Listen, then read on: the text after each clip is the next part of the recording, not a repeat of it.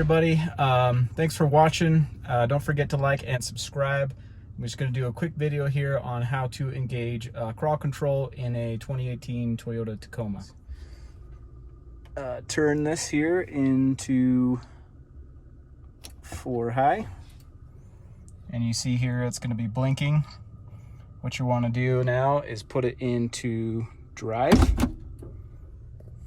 Okay, now you can see it stop blinking.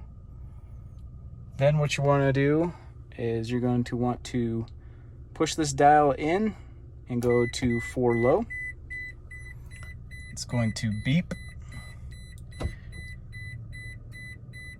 And if you put it in neutral, you can see that it will stop beeping and it'll tell you that the collision control is off. So now what you can do is put it in drive. And then if you come up here, you can select crawl. Okay, now it's going to bring up this dial here on the display, which corresponds with the speed here that you want. So the further to the right, the faster you're going to go. Further to the left, you're going to go slower. And you can see it corresponds with the display on here as well.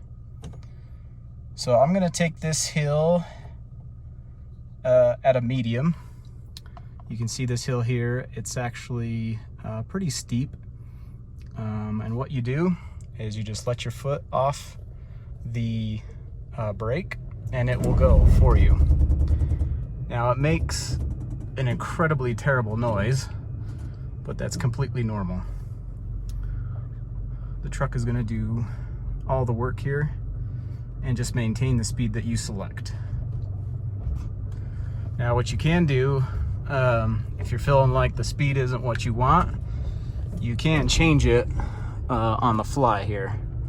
So I'm actually going to turn it up.